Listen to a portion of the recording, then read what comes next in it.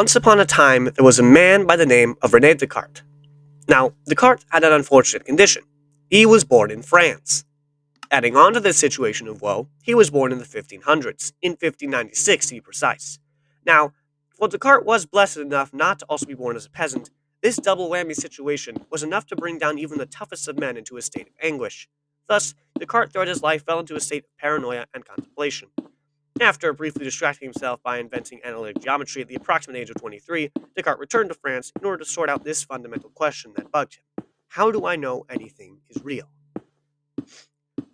Descartes spent years on the issue, and every time he thought he had found an answer, he was quick to find a counterpoint.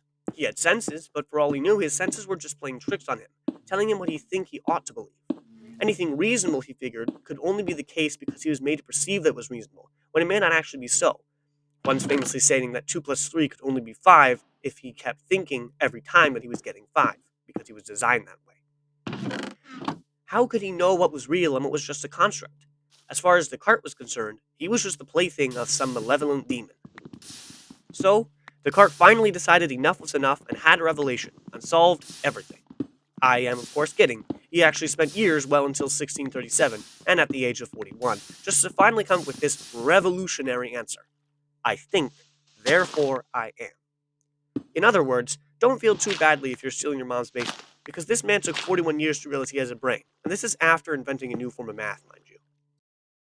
Jokes aside, this really did revolutionize the philosophical world. Descartes provided a rational line of thought that explained reality. Descartes figured that the fact he was thinking proved his own existence, since he had to exist with that scary malevolent demon to be able to mess with him. In other words, your older brother cannot destroy you in Xbox or push you out a window unless you're there to be bested. You have to exist for something to happen. Because Descartes could think about being tricked, he had to exist in order to be tricked in the first place, or the other presumption could not exist. And because that presumption was true, the other presumptions had to be true as well. You know, the reality ones.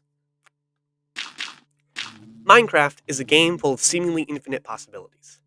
While you've been listening to me talk and joke about Descartes, you've been watching some of that in clips of me playing a version of Minecraft commonly known as Skyblock.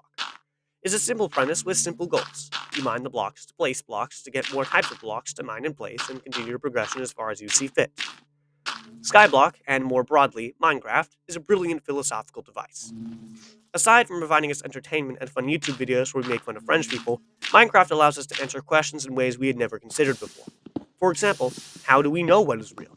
Descartes says it's because we think, therefore we are.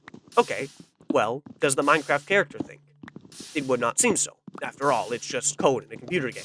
Or is that code the character's thoughts? And is the hardware simply its brain? And in that case, what are we? Are we the malevolent demon in somebody else's story, controlling not just their world, but their actions, even their thoughts?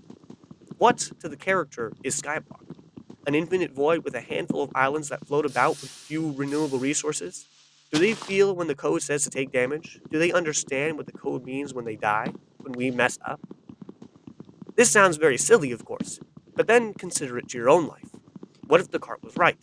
What if there is a malevolent demon controlling our life? What if everything we feel, understand, and do is predetermined by some other force that presses buttons on the keyboard to decide our fate? What if we are like the character in Minecraft? These kinds of questions have made philosophy so exciting and also so boring for so many people. Depending on which of those categories you fall into, you will either love or hate this kind of content. Whether you believe in free will or not, watching it is up to you, so do so at your own discretion. I'm going to try a lot of different things here, whether that be history lessons, philosophical debates with others, or just plain old fun Minecraft. But ultimately, two things will be relevant all throughout: philosophy and Minecraft. So welcome to the channel, and I can't wait to get started.